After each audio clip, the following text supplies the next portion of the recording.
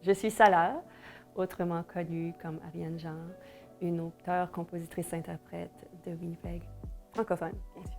Je faisais vivre comme l'oiseau, me faire pousser des plumes et faire le saut. Moi, c'est Amber O'Reilly. Je suis poète, slameuse, artiste de théâtre et scénariste recherchiste multilingue. Alors, je porte plusieurs chapeaux. J'habite à Winnipeg, au Manitoba. Against the world's arguments, you point and aim the day's last exhale. Let your spirit out. Je réponds au nom de Xavier Moutipaï. Je suis artiste peintre. Je suis d'originaire du Congo, Congo-Kinshasa. Et je vis présentement au Canada, précisément à Winnipeg. Ça fait presque 5 ans. Je suis plus dans le réalisme, mais des fois, je suis dans d'autres styles comme l'impressionnisme et l'abstraction.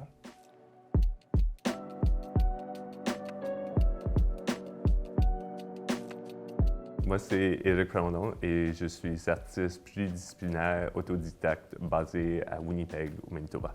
All the clouds red, black, no coat in the rain, he was washed away. Moi, en fait, j'ai l'impression d'avoir fait comme mon émergence pendant la COVID. J'ai publié mon premier recueil de poésie, j'ai produit ma première pièce de théâtre. Donc, mon contact avec mon public, je pense que je découvre encore ce que c'est, comment on communique, comment on échange dans ces temps-ci. Non, pas du tout. Parce que mes clients ne sont pas juste les clients qui sont à Winnipeg. J'ai des clients qui sont en France, à Londres, j'ai des clients à Edmonton, à Toronto.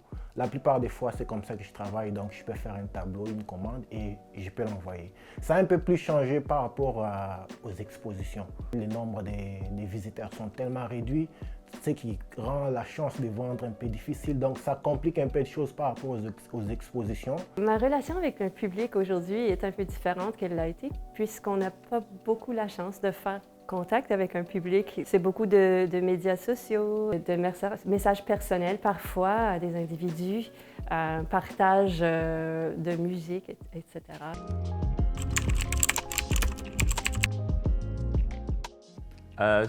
Il y a une bonne question là. J'ai pas songé, mais il y a eu une explosion de tout ce qui est contenu virtuel et une demande de vivre certaines expériences sur des plateformes numériques, qui veut dire qu'il y a eu une demande vis-à-vis des textes que j'avais écrits qui existaient simplement sous la forme écrite, mais de les performer pour un public puis aller les rejoindre de cette façon.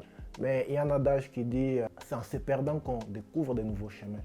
So, quelque part, la COVID a été quelque chose de très difficile, mais aussi de très intéressant parce qu'on a pu apprendre comme l'importance des réseaux sociaux, l'importance des contacts. Donc, ça nous aide au fait à avoir certains marchés, quoi. Pour moi, je suis encore après apprendre comment naviguer cette nouvelle façon de fonctionner en tant qu'artiste. On fait moins de spectacles, on a moins la chance de voir les gens devant nous quand on fait des spectacles, même parce qu'on fait plus de virtuel. Le grand défi, c'est d'avoir cette connexion humaine.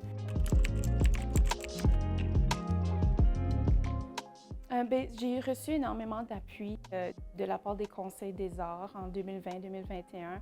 Je ne sais pas ce que 2022 me réserve sur ce plan-là. Je pense que ce que je retiens, c'est qu'il faut vraiment être polyvalent. On ne peut pas avoir une seule source de revenus, attendre que les contrats viennent à nous. Il faut être entreprenant puis entrepreneur. Bien, ça a toujours été difficile d'être artiste. On ne fait pas ça pour l'argent, mais c'est sûr que ça impacte beaucoup les artistes. Et puis, on a déjà reçu des subventions pour nous aider à continuer. Et je pense qu'avec cette dernière vague, ça a vraiment affecté tout le monde à un différent niveau. Je me trouve un petit peu dans une zone grise parce que j'avais pas énormément de spectacles bookés à l'avance. Donc maintenant, je recommence à un point où il n'y a plus vraiment de place pour les gens comme moi qui recommencent. Par rapport aux aides, sincèrement, non. Je n'ai pas eu à faire comme une demande d'aide quelque part par rapport à mon travail, non.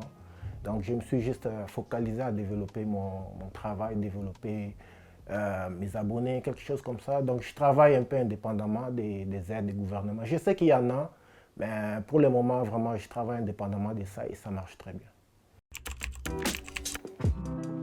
Jamais. Je ne peux pas stopper à peindre. Je sais vraiment que ce n'est pas facile, pas seulement pour moi, pour beaucoup d'artistes, parce que des fois, ça peut se faire que tu n'as pas de clients. Mais à la base, je ne fais pas vraiment l'art pour me nourrir. Je fais d'abord l'art parce que j'aime ce que je fais. Oui, en avril 2021, c'est à ce moment-là que je me suis lancée à temps plein dans cette carrière. Et c'est pas facile. Il faut beaucoup d'appui, il faut beaucoup de détermination, de discipline pour continuer. Mais je suis très, très reconnaissante d'avoir fait ce choix-là.